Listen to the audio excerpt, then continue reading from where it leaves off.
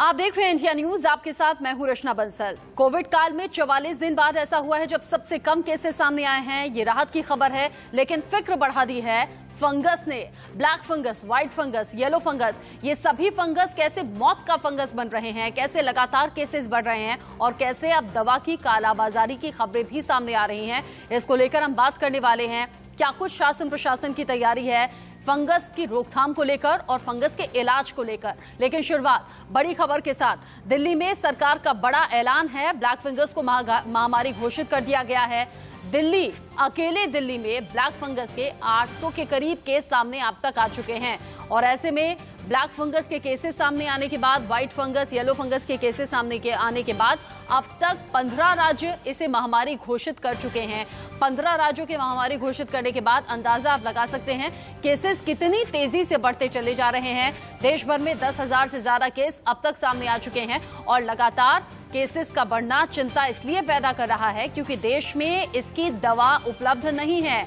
मरीज अस्पताल में भर्ती हैं, परिजन इधर उधर परेशान हैं दवा और इंजेक्शन के इंतजाम को लेकर। ऐसे में जहां तहां कालाबाजारी के जरिए कई गुना ऊंचे दाम पर यह दवा उपलब्ध हो रही है, वो भी इक्का दुक्का केस में। ज्यादातर मरीज ऐसे हैं जहां अभी भी इंजेक्शन का इंतजार है, दवा का इंतजार है। अकेले राजधानी दिल्ली में 800 से ज्यादा केस सामने आ चुके हैं, लेकिन साथ ही साथ देश में कोरोना के आंकड़े जो लगातार कम हो रहे हैं। जैसे कि मैंने कहा, राहत की खबर, वहीं मौत का ग्राफ अब झुकाव की ओर बढ़ रहा है। यानी जो 4000 प्लस केसेस चल रहे थे वो अब कम होते हुए जा रहे हैं। ऐसे में उम्मीद की जा रही थी कि देश के डॉक्टर्स और सरकारी अमला शायद कुछ राहत इस वक्त महसूस करेगा, लेकिन अब एक नए संकट से देश दो चार हो रहा है। अब black fungus, yellow fungus, white fungus नाम की कई मुसीबत लोगों के लिए परेशानी को बढ़ा रही हैं। ब्लैक फंगस के लगातार बढ़ते कहर के बाद लोग सदमे में हैं, परेशान हो रहे हैं क्योंकि लगातार ये केसेस तेजी से बढ़े हैं। ये काला साया जहां तेजी से लोगों की जिंदगियां छीन रहा है क्योंकि अब मृत्यु दर ज्यादा है इस बीमारी में, 50 से 60% बताया जा रहा है। तो वहीं दूसरी ओर कई केस ऐसे हैं जहां पर पीड़ितों के लिए दूसरी मुसीबतें तैयार हैं और अब इन नई मुसीबतों में लोगों से ठगी, धोखाधड़ी के मामले भी सामने आ रहे हैं। ब्लैक फंगस के इलाज के लिए इस्तेमाल हो रहे इंजेक्शन एम्फोटेरेसिन की भारी किल्लत देश में देखी जा रही है। मरीज बेहाल हैं और परिजन महंगे दाम पर इंजेक्शन खरीदने को मजबूर हो रहे हैं।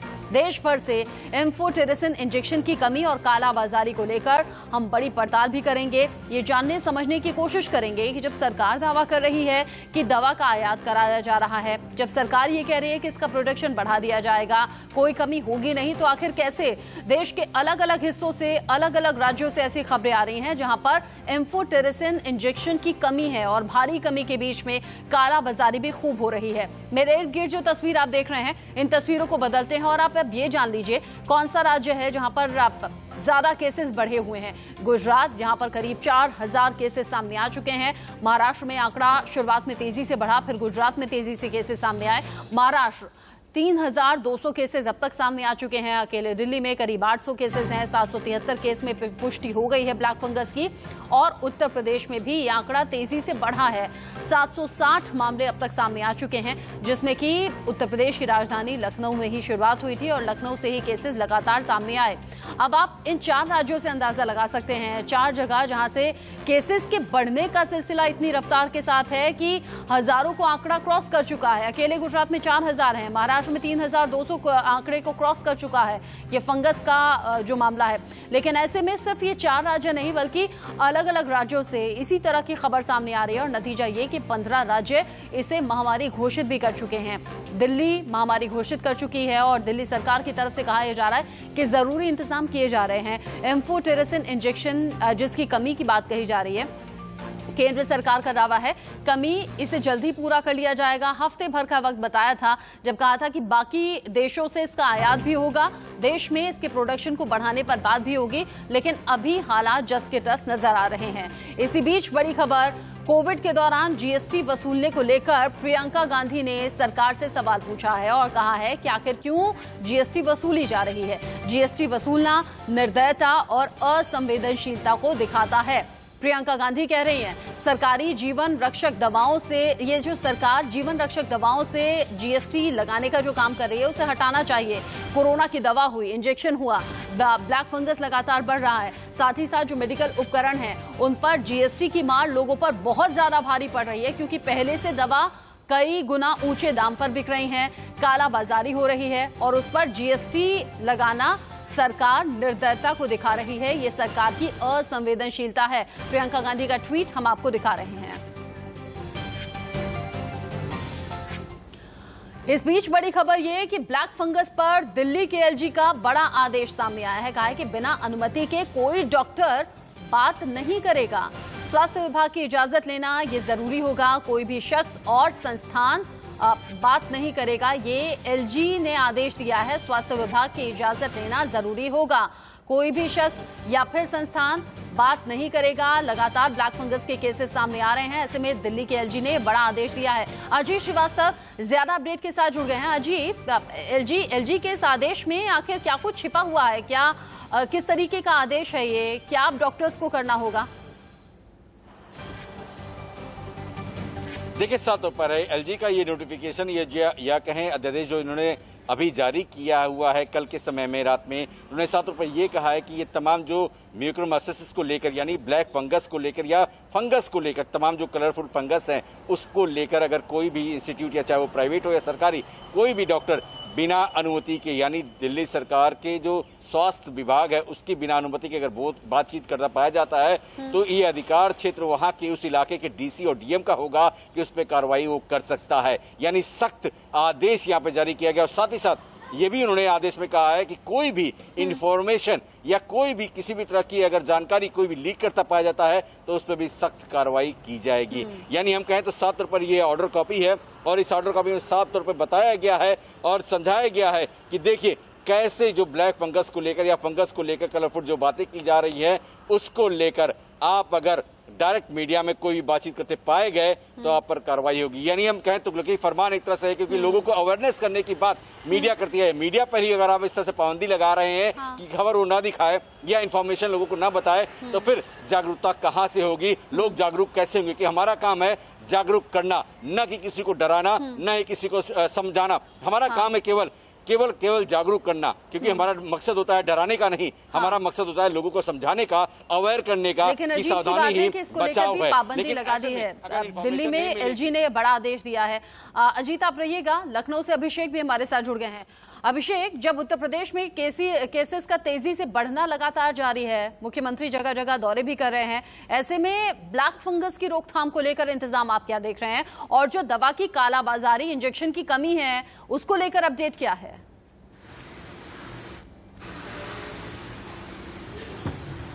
रचना, साफ है उत्तर प्रदेश में जो हालात हैं बेहद चिंताजनक हैं और इन हालातों पे मुख्यमंत्री की पैनी नजर जरूर है और इसमें गंभीर भी नजर आ रहे हैं। लेकिन हालात यहां तक है कि उत्तर प्रदेश की ये आंकड़े 800 के पार है, उसमें से 200 से ज्यादा मरीज ऐसे हैं जो कि जिनको दवाएं नहीं मिल पा रही, इंजेक्शन नहीं मिल पा रहे हैं, वो मरीज जो है प्रभावित हैं दवा को लेके। तो इसमें मुख्यमंत्री ने एक विकल्प और कल ऐलान किया है, बड़ा ऐलान किया गया है कि यदि इंजेक्शन उपलब्ध नहीं हो पा रहे हैं तो उनको वैकल्पिक दवाओं की व्यवस्था की जाए। तो मुख्यमंत्री की चिंताएं जरूर बढ़ी है। जो आपने कहा कि ये दौरे भी कर रहे हैं, तो अभी तक 18 मंडलों के जो दौरे किए हैं उनका साफ उद्देश्य यही रहा है कि कहीं न कहीं जनता से संवाद होगा और बड़ी राहत हो सकती है हमारे दौरों से। लेकिन यदि हालातों की बात करें तो लखनऊ समेत पूरे उत्तर प्रदेश में हालात ब्लैक फंगस को लेकर बड़े चिंतित हैं। और मौतों की बात करें तो 50 से अधिक मौतें हैं। लखनऊ में सिर्फ 30 मौतें हैं, चूंकि लखनऊ में जो आंकड़ा है ये 300 के ऊपर हो चुका है। और कल की बात करें तो यहाँ पे 40 से ज्यादा मरीज ऐसे रहे जो कि पिछले 5 दिनों से चक्कर काट रहे हैं ब्लैक फंगस के इंजेक्शन को लेके। उनको इंजेक्शन नहीं मिल पा रहा है, दवाइयां नहीं मिल पा रही हैं और इसमें 40 से 50 ऐसे तीमारदार हैं जो कि प्रभावित हैं, इलाज नहीं मिल पा रहा है। तो लगातार शासन का आदेश जो जारी किए जा रहे हैं वो अभी पूर्ण रूप से नजर नहीं आ रहे हैं। वहीं यदि हम बात करें इनके विभागों की तो वहां से जो अलर्ट जारी किया गया है, जो दवाइयों का उत्पादन के लिए एक आदेश दिया गया है, उन आदेशों की बात करें तो अभी विशेषज्ञों की बात करें तो कम से कम 15 से 20 दिन और लग सकता है इन दवाइयों को उत्तर प्रदेश में पर्याप्त मात्रा में लेकिन सवाल ये है जब 15 से 20 दिन लगेंगे, जब 15 से 20 दिन लगेंगे इंतजामों को पूरा होने में, दवा की उपलब्धता होने में, उन 15 से 20 दिन में काफी नुकसान हो चुका होगा। बहुत शुक्रिया अभिषेक इस अपडेट को हम तक पहुंचाने के लिए। अजीत आप भी नजर बनाए रखिएगा। दिल्ली में क्या कुछ चल रहा है, आगे आपसे जुड़ा हुआ अपडेट हम लेंगे। दिल्ली सरकार क्या कुछ फैसले ले रही है, लेकिन उत्तर प्रदेश में जब तेजी से केसेस बढ़ रहे हैं, अभिषेक भी बता रहे थे कि अब तक 800 से ज्यादा केसेस सामने आ चुके हैं, 50 लोगों की मौत हो चुकी है। और लखनऊ में, अकेले लखनऊ में 300 से ज्यादा ब्लैक फंगस के केसेस सामने आए हैं, जबकि मेरठ में 147 अलग अलग जगह से केसेस सामने आ रहे हैं। और मौत का आंकड़ा इसमें ज्यादा देखा जा रहा है और करीब करीब 800 में से 200 पेशेंट ऐसे हैं जिन्हें दवा या इंजेक्शन नहीं मिल पाया है।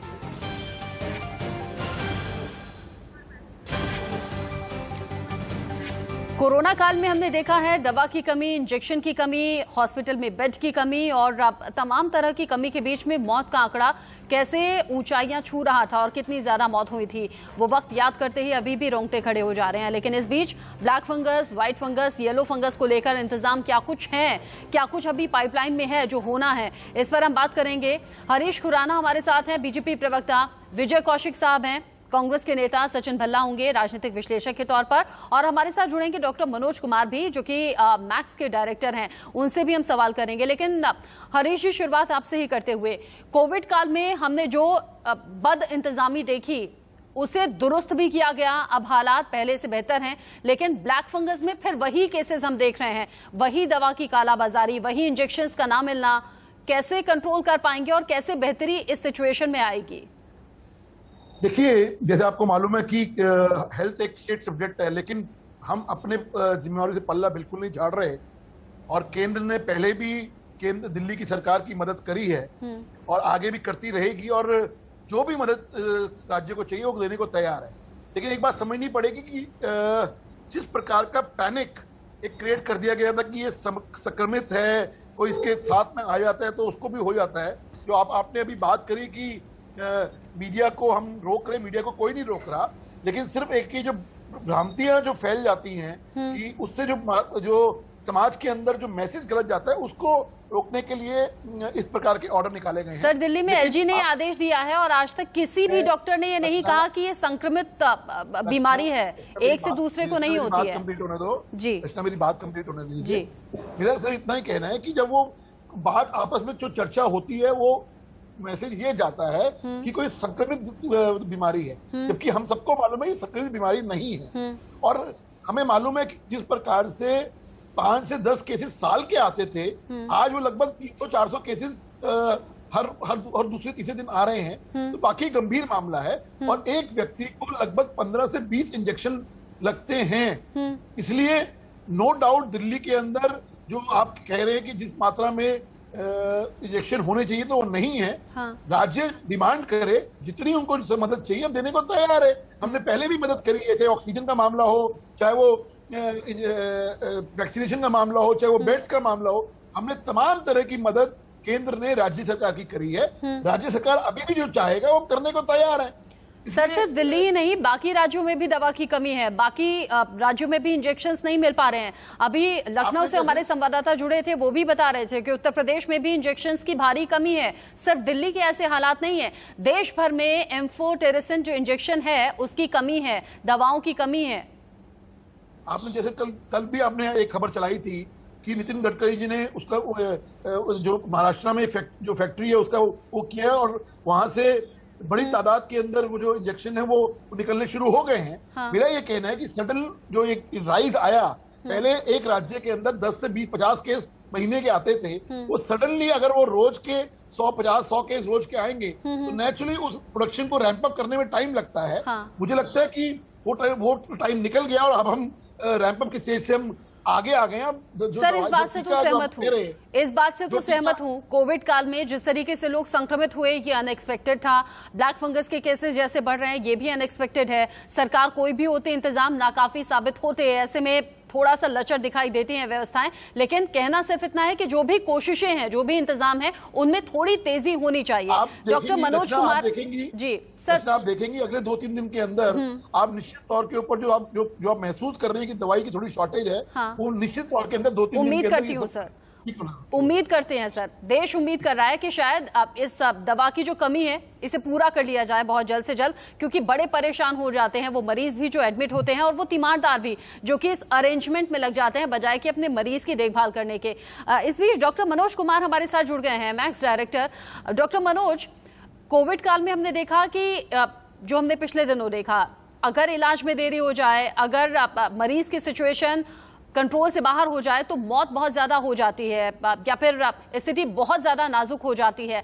ब्लैक फंगस में भी क्या ऐसा ही हो रहा है? क्योंकि इंजेक्शंस की कमी की खबर तमाम राज्यों से आ रही है, देश भर से आ रही है। दवा अगर वक्त पर नहीं मिलेगी, क्या मरीज ज्यादा सीरियस हो जाएगा?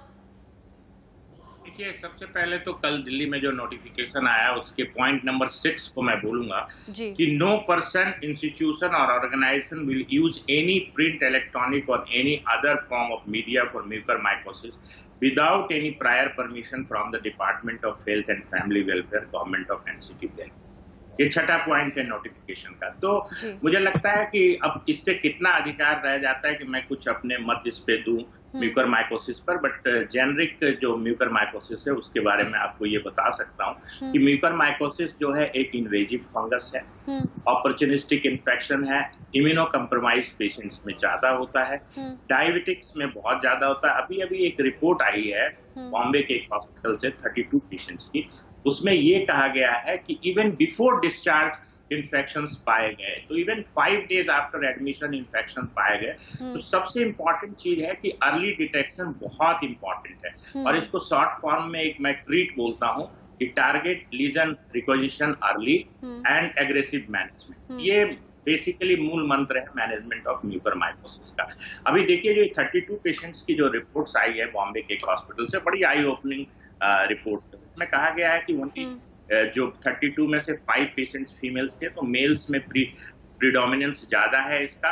दूसरी चीज, 5 दिनों के अंदर भी ये पाया गया, तो ये एक बहुत इंपॉर्टेंट प्रोटोकॉल होगा कि प्री डिस्चार्ज आप हर पेशेंट्स को स्क्रीन करें। जैसा कि आपके नोटिफिकेशन में भी लिखा हुआ है कि हर ऑर्गेनाइजेशन, हर हेल्थ केयर इंस्टीट्यूशन को आईसीएमआर और जो हेल्थ फैमिली और हेल्थ एंड वेलफेयर जो मिनिस्ट्री है, आईसीएमआर के गाइडलाइंस को फॉलो करना चाहिए स्क्रीनिंग और ट्रीटमेंट के लिए।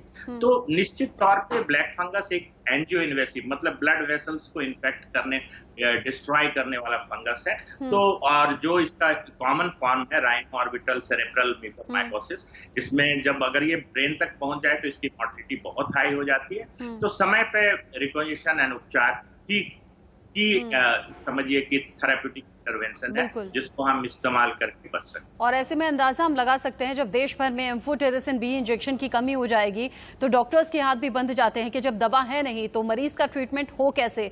और हरीश जी, मैं उम्मीद करती हूँ आपने डॉक्टर मनोज की शुरुआत में ही सुना होगा, उन्होंने क्या किस बात का जिक्र किया और खुद को बंधा हुआ महसूस किया कि अब मैं क्या बोलूं और क्या नहीं बोलूं। इस बात को भी आपको गौर करना चाहिए।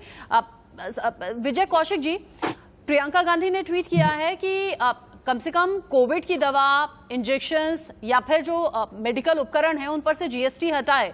सरकार असंवेदनशीलता दिखा रही है। ये बात बिल्कुल जायज सी लगती है, हर आम आदमी की पहुंच से बाहर दिख रहा है। अस्पताल की फीस भी, दवा भी, क्योंकि कालाबाजारी में तो बहुत कई गुना महंगी दवाएं मिल रही हैं, इंजेक्शन मिल रहे हैं।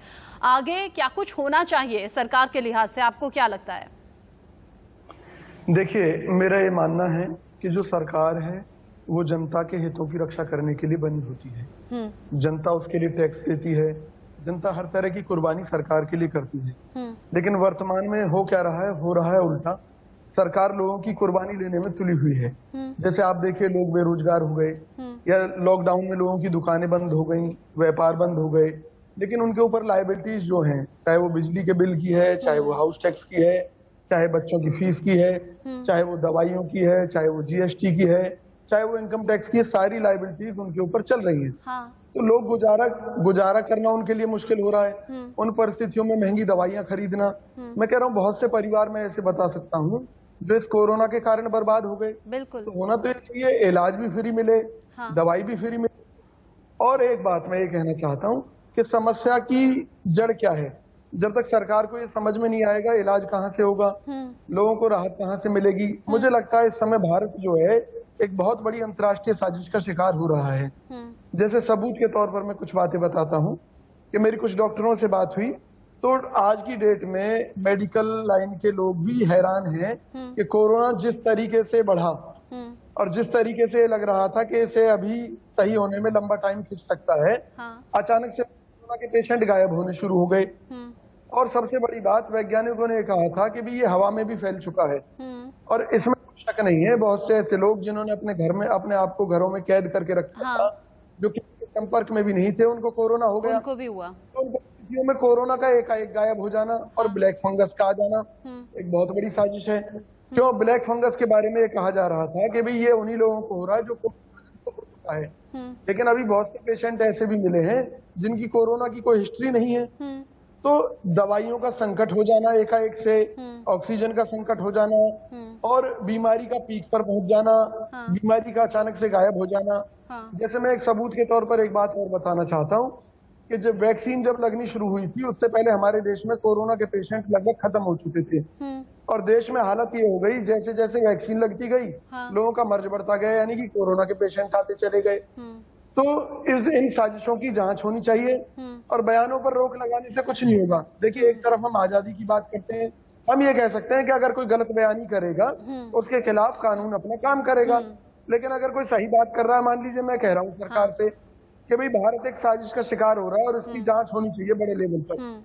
और ये जो एक रैकेट चल रहा है दवाइयों का, कि किसी बीमारी के आने से पहले ही उसकी दवाइयों की कालाबाजारी, उसकी जो स्टॉक। अच्छा, आप तो एक अलग तरह की साजिश की बात कर रहे हैं। कैलाश विजयवर्गीय कुछ और कहते हैं। वो कहते हैं चीन की साजिश है प्रधानमंत्री नरेंद्र मोदी की छवि को धूमिल करना और आगे उनके खिलाफ साजिश रच रहे हैं चीन की तरफ से।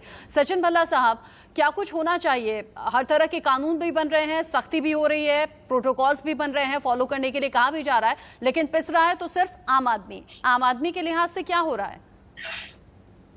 देखिए, प्रोटोकॉल जो बन रहे हैं, जैसे एलजी साहब ने आज सबको इन्फेक्शन की कोई भी बात करेगा, मुझे प्रॉब्लम होती है और मैं किसी डॉक्टर कंसर्न करता हूं तो वो मुझे कुछ भी बताने में, जो मैं अवेयरनेस चाहता हूँ वो मुझे बताने में वो डरेंगे कि कहीं ना कहीं मेरे ऊपर कोई केस ही ना डाल दें या वो को तो मेरे से कोई डॉक्टर बात नहीं करेगा। मीडिया की तो बड़ी दूर की बात है कि मीडिया में आके अवेयरनेस दें। जैसे आप ग्राउंड जीरो पे बैठते हैं या आप डिबेट करते हैं तो बड़े पैनल को लेके बैठते हैं, तो मुझे लगता है कि वो डर का मोल ये कर रहे हैं। ये अवेयरनेस नहीं, ये डरा रहे हैं कि जी ये इतनी बड़ी बीमारी है। अब खुद अभी खुराना जी बोल रहे थे ये डर का माहौल जो बनाती है दूसरी पार्टियां, ये नहीं बनाना चाहिए। तो मुझे लग रहा है ये खुद बना रहे हैं कि जी आपने किसी से कंसर्न नहीं करना, किसी को बताना नहीं, किसी को कोई गाइडेंस नहीं देनी। इसका मतलब कहीं ना कहीं ये खुद से अंदर से फेलियर है। दूसरी बात, अभी खुराना जी 15 मिनट की बात में इन्होंने सिर्फ सत्तावना दी है, इन्होंने कोई राइट डिसीजन नहीं दिया कि हाँ हम इसकी दवाइयां कब प्रोवाइड करा देंगे।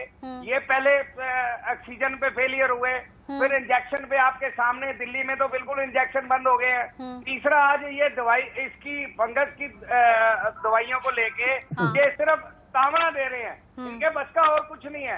ये सिर्फ सत्तावना खुद इतने बड़े टीवी चैनल पे बैठ के। हरीश जी, मैं आपको एक बात बताता हूँ, आपके बिल्कुल पड़ोस में मेरे मामा जी रहते हैं। मामा जी रहते नहीं थे, वो उनकी डेथ हो गई है सिर्फ ऑक्सीजन के कारण।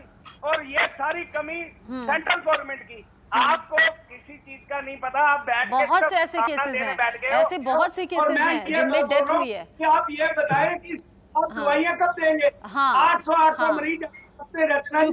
चूंकि देश के नागरिक होने के नाते, क्योंकि मैं एक टैक्स पेयर हूँ, मैं पूछने का अधिकार रखती हूँ, स्वास्थ्य व्यवस्थाएं कब बेहतर होगी? बिल्कुल आप बोलिएगा, दवा की कमी कब दूर होगी, इंजेक्शन की कमी कब दूर होगी, वैक्सीन की कमी कब दूर होगी, स्वास्थ्य व्यवस्थाएं बेहतर कब होंगी? जो टैक्स हम देते हैं वो हमें वापस इन व्यवस्थाओं के जरिए कब मिलेगा? 2 मिनट मेरे पूरे होने देना। ये कह रहा हूँ, 8 आप ही की बात का जवाब देना चाहते हैं हरीश जी। सचिन जी, आप ही की बात का जवाब देना चाह रहे हैं हरीश जी। मेरे को लगता है भल्ला जी कुछ पास दवाइयां नहीं है, कुछ बोलो। ये कोई आज की बात नहीं है। भल्ला जी, मेरी बात, आपका नाम हरीश खुराना नहीं है, भल्ला जी आपका नाम हरीश दवा की कमी है, इंजेक्शंस की कमी है, पूछ लेते हैं। हरीश जी बोलना चाह रहे हैं, आप ही की बात पर बोलना चाह रहे हैं, बोलिए हरीश जी। अब मैं अभी भल्ला जी थोड़ा सा उत्साहित होकर कुछ बातें बोल रहे हैं, दो बातें मैं करना चाहता हूँ। पहली बात, ये ऑर्डर दिल्ली सरकार का है, कोई केंद्र सरकार का ऑर्डर नहीं है, तो इसके लिए मैं ऑफिशियली मैं तो एक बात बोली, अब मैं बीच में नहीं किसी की बोला, भल्ला जी मैं किसी के बीच में नहीं बोला। सुन लीजिए सचिन जी, सुन लीजिए, सुन के आप ध्यान से सुन के अपना जवाब तैयार रखिएगा, आप अच्छे से बोल पाएंगे। पहले उन्हें सुन लीजिए पूरा, पहले हरीश जी को सुन लीजिए पूरा। मैंने तो एक बात बोली कि हो सकता है इसलिए फरमान जारी किया हो। मैं कोई ऑथराइज प्रवक्ता नहीं हूँ दिल्ली सरकार का, ये तो दिल्ली सरकार बताएगी ना क्यों जारी करा, वो क्या छुपाना चाहते हो तो वो बताएगी। अभी चिल्ला क्यों रहे हैं भल्ला जी? भल्ला जी क्यों चिल्ला रही है? आप सुनिए ना, आप सुनने की हिम्मत रखिए ना। हरीश जी आप जवाब, सचिन जी एक सेकंड, हम अगर इसी तरीके से चिल्लाएंगे टाइम वेस्ट होगा, जरूरी सवालों का जवाब हम ले नहीं पाएंगे। हरीश जी, देश का आम नागरिक जो टैक्स पे करता है वो ये पूछना चाहता है, मुझे दवा कब मिलेगी, मुझे इंजेक्शन कब मिलेगा, मुझे वैक्सीन कब मिलेगी, अस्पतालों में व्यवस्था कब ऐसी होगी कि अगर किसी पेशेंट को कभी भी जरूरत है तो वो सीधा जाकर एडमिट हो जाए, बजाय कि किसी के रेफरेंस के।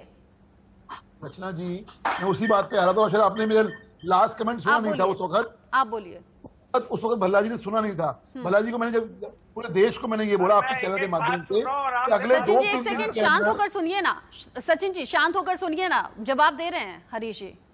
अगले आपको मैंने लास्ट कमेंट आपने याद होगा, आपने सुना होगा कि मैंने कहा था अगले 2-3 दिन के अंदर मैं उम्मीद करता हूँ कि पूरी की पूरी ये जो शॉर्टफॉल है वो पूरा हो जाएगा। ये बात मैंने पिछले कमेंट में भी बोली, क्योंकि आपको भी मालूम है कि जिस प्रकार से केसेस एकदम से बढ़े हैं विदाउट एक्सपेक्टेशन, कभी सोचा भी नहीं था कि फंगस इस तरह से जो महीने के अंदर एक राज्य के अंदर 10 से 20 केस महीने के अंदर आते थे, अचानक से सर माना लिया ना।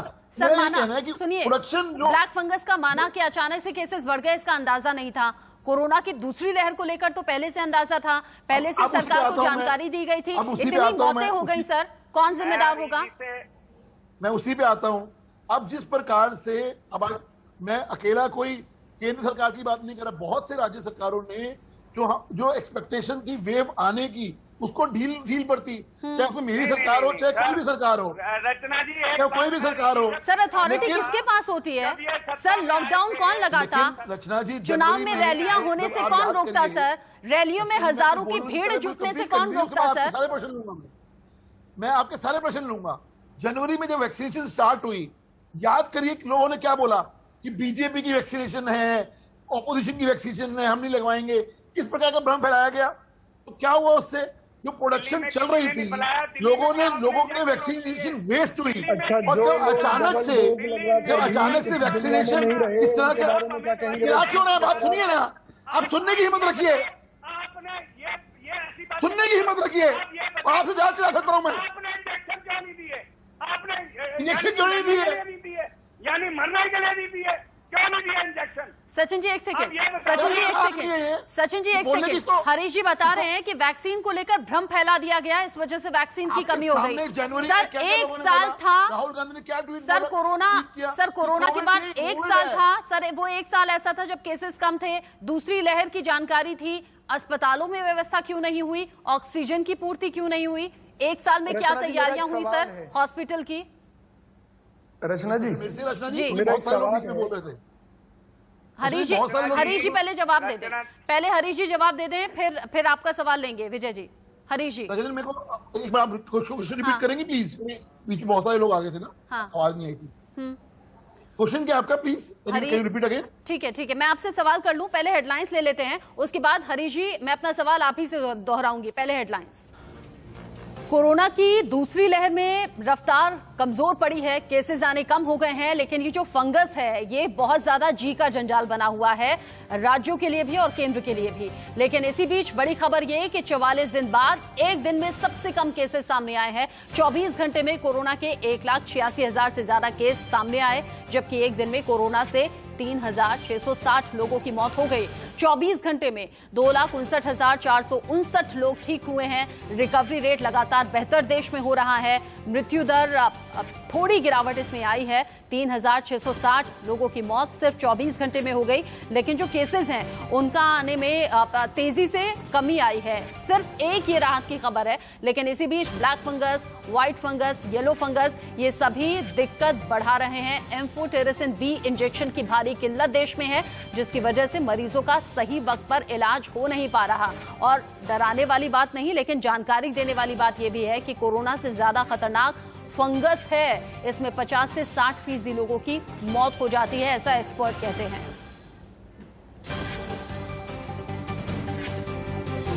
हमारे साथ पैनल जुड़ा हुआ है, डॉक्टर भी हमारे साथ मौजूद हैं। फंगस को लेकर हम जानकारी लेंगे, लेकिन इससे पहले हरीश जी से मैं सवाल कर लूं।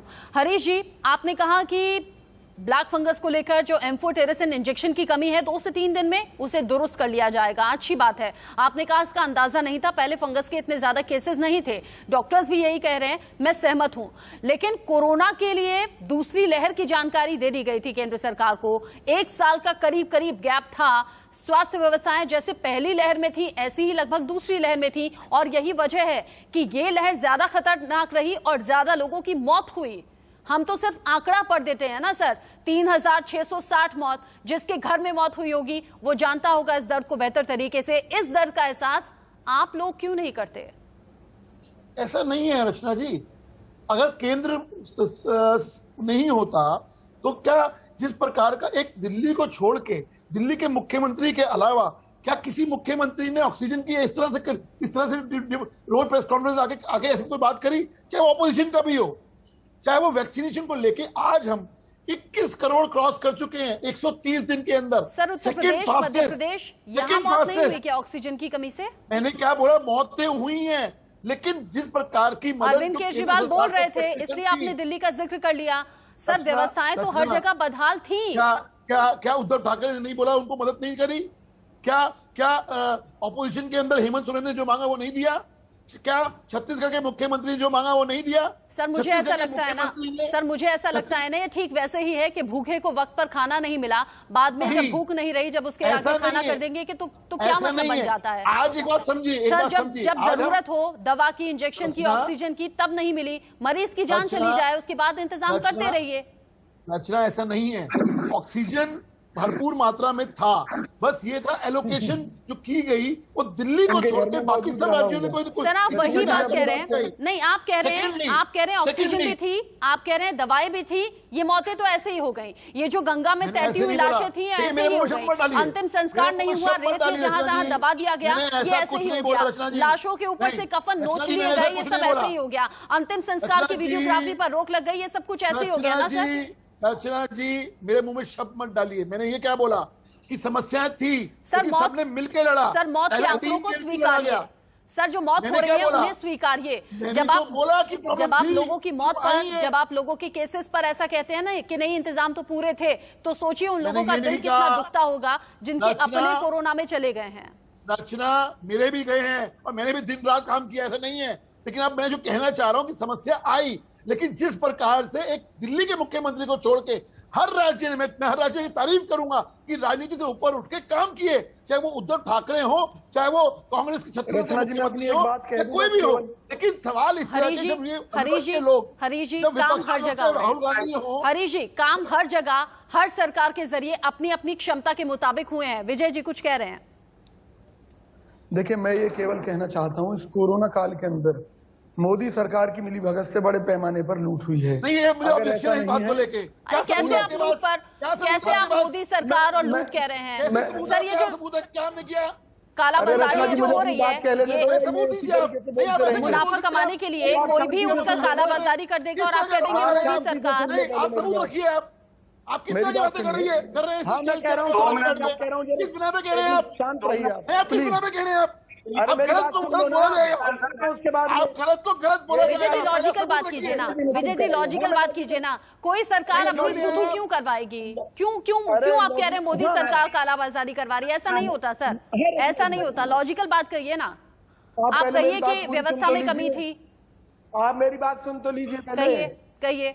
मैं ये कह रहा हूँ कि भाई, अगर मोदी सरकार की मिलीभगत नहीं है तो आज सरकार एक आयोग गठित करे कि भाई जिन लोगों को कोरोना के इलाज के नाम पर प्राइवेट कर लें, 20-20 लाख समस्या खत्म कर लें, लाख रुपए से लूटा गया है, उनकी जांच होगी।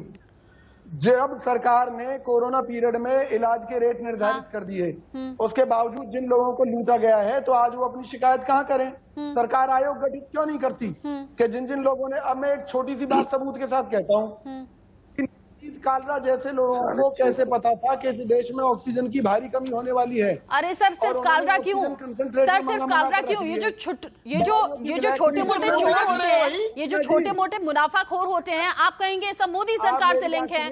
नहीं सर, नहीं सर, मुनाफाखोर कुछ ऐसे लोग जिनमें इंसानियत मर चुकी होती है, वो ऐसा काम इस दौरान करते रहे, और ये हर जगह हो रहा है सर, ये सर हर जगह हो रहा है, ये हर जगह हो रहा है।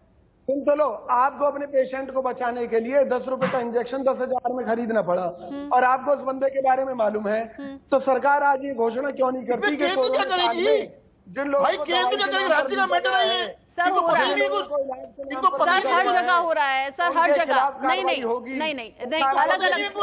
विजय जी, मैं सहमत नहीं हूँ इस बात से, विजय जी मैं इस बात से सहमत नहीं हूँ। कोई भी सरकार कालाबाजारी को बढ़ावा नहीं देती, कोई भी सरकार अपनी किरकिरी नहीं कराना चाहती, और ये अलग अलग लेवल पर अलग अलग राज्य सरकारों के जरिए हो रहा है। सर, कितने चोर पकड़े गए हैं ना, कितने कालाबाजारी करने वाले जेल की सलाखों के पीछे चले गए। ठीक है, ये लॉजिकल नहीं है, ये लॉजिकल नहीं है, ये लॉजिकल नहीं है। बड़ी खबर, इस बीच बड़ी खबर, रुक जाइए आप, बलिया से बड़ी खबर है। बलिया से बड़ी खबर ये कि बीजेपी विधायक ने विवादित बोल सामने उनके आए हैं। बीजेपी विधायक कह रहे हैं एलोपैथी डॉक्टर्स को राक्षस, कह रहे हैं कि किसी भी मृत इंसान को आईसीयू में रखते हैं, मोटा पैसा वसूलते हैं। सुरेंद्र सिंह नाम के बीजेपी विधायक हैं जिन्होंने उल जुलूल बयान दिया है और कहा है कि समाज को योग और आयुर्वेद को अपनाना चाहिए।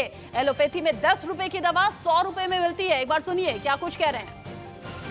एलोपैथ खराब है या उसमें काम नहीं है, उसमें भी काम है, लेकिन एलोपैथ के क्षेत्र में चिकित्सक राक्षस का रूप ले लिया है, जहां मृतक को भी जीवित दिखा करके पैसा लेने की परंपरा जिस देश में चलती हो।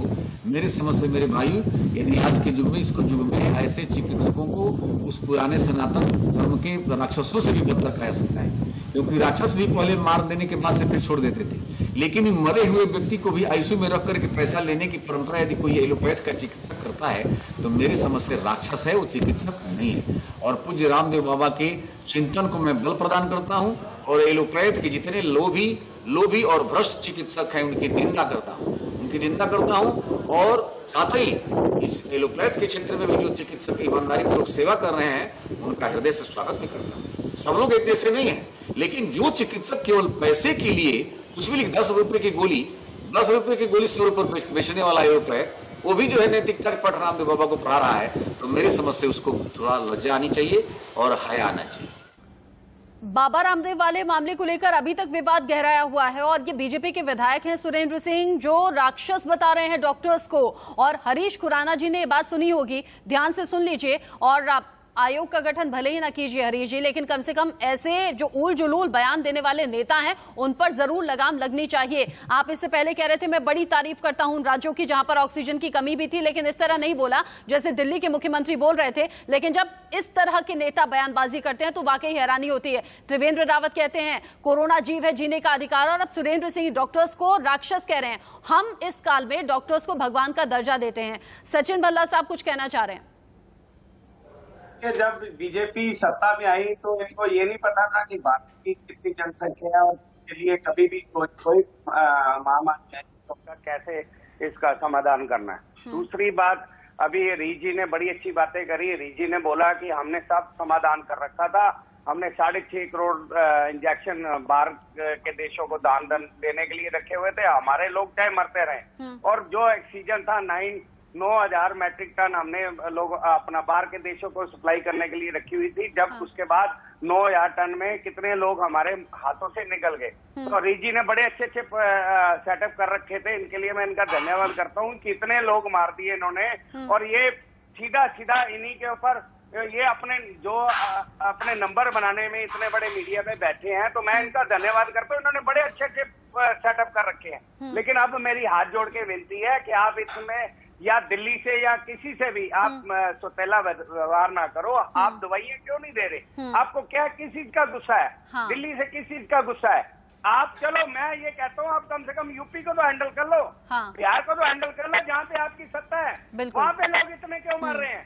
मुझे ये बताओ क्यों मर रहे हैं आप? उसको उसके बाद भी क्या, अभी कल भी मैंने हफ्ते पहले भी संबित पात्रा जी का एक बयान सुना जी, हमने तो दान दिया जी 6.5 करोड़ इंजेक्शन, 6.5 करोड़ हमारे लोगों को लगे होते तो आप कितने हमारे।